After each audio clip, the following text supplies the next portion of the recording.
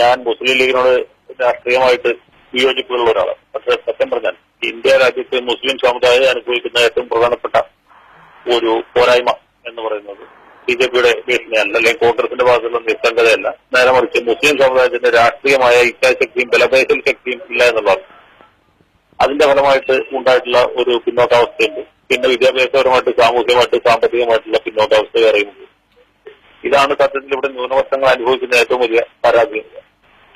അതുപോലൊരു പരാധീനത സത്യത്തിൽ കേരളത്തെ സംബന്ധിച്ചിടത്തോളം മുസ്ലിം സമുദായത്തിനില്ല. അതിന്റെ ഒരു പ്രധാന കാരണം ഇവിടെ മുസ്ലിങ്ങൾക്ക് രാഷ്ട്രീയമായ വിലപേശൽ ശക്തിയുണ്ട്, പൊളിറ്റിക്കൽ ബാർഗൈനിങ് പവർ ഉണ്ട്.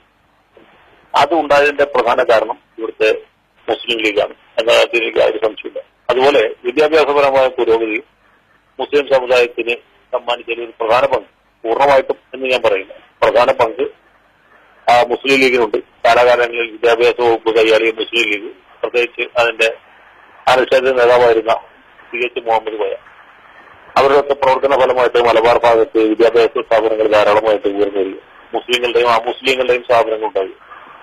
അതുപോലെ വിദ്യാഭ്യാസത്തിന് വലിയ പ്രാമുഖ്യം നൽകുകയും ഒക്കെ ചെയ്തുകൊണ്ട് വിദ്യാഭ്യാസപരമായ പുരോഗതി ഉണ്ടായി. സാമ്പത്തികവും സാമൂഹികവുമായ വലിയ മുന്നേറ്റം സമുദായത്തിനുണ്ടായി. അപ്പൊ ഇന്ത്യയിലെ ഇതര ഭാഗങ്ങളിലെ മുസ്ലിങ്ങളെ അപേക്ഷിച്ച് ഇവിടുത്തെ മുസ്ലിങ്ങളുടെ സ്ഥിതി മെച്ചപ്പെടുത്തുന്നതിൽ വളരെ പ്രധാനപ്പെട്ട ഒരു പങ്ക് രാഷ്ട്രീയ പാർട്ടി എന്നുള്ള നിലയ്ക്ക് മുസ്ലിം ലീഗ് വഹിച്ചിട്ടുണ്ട്. മുസ്ലിം ലീഗിന്റെ അഴിമതിയോടും മറ്റു കാര്യങ്ങളോടും ഒക്കെ വലിയ എതിർപ്പുള്ള ആളുണ്ട്. ഒറ്റ കാര്യം കൂടി പറയാം. മുസ്ലിം ലീഗിനെ കുറിച്ച് നന്നായിട്ട് പറയുന്നു. മുസ്ലിം ലീഗിന്റെ ഏറ്റവും വലിയ ഒരു സംഭാവന കേരളത്തെ സംബന്ധിച്ചിടത്തോളം ഇതുമല്ല, വേറൊന്നാണ്. അതെന്ന് വെച്ചാൽ ഒരു വർഗീയ പാർട്ടിയല്ല മുസ്ലിം ലീഗ്, ഒരു സാമുദായിക പാർട്ടിയാണ്.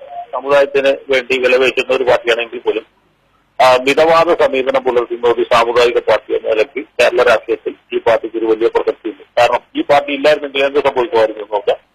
മറ്റു പല സംസ്ഥാനങ്ങളിൽ സംഭവിച്ചിട്ടുള്ള പോലെ മുസ്ലിം സമുദായത്തിലെ ഒരു ന്യൂനപക്ഷത്തിന്റെയും തീവ്രവാദ പ്രവർത്തനങ്ങളുമായി മുന്നോട്ട് പോകാനുള്ള ഒരു സാഹചര്യം ഉണ്ടായിരുന്നു. കേരളത്തെ സംബന്ധിച്ചിടത്തോളം അങ്ങനത്തെ അപകടം ഒഴിവാക്കിയത് മുസ്ലിം ലീഗാണ്. മുസ്ലിം ലീഗ് നിലനിൽക്കുന്നത് മുസ്ലിം ലീഗുകാരുടെ മാത്രം ആവശ്യമല്ല, പൊതുസമൂഹത്തിന്റെ ഒരു ആവശ്യമാണ് എന്ന് വിചാരിക്കുന്ന ആളുകളാണ്.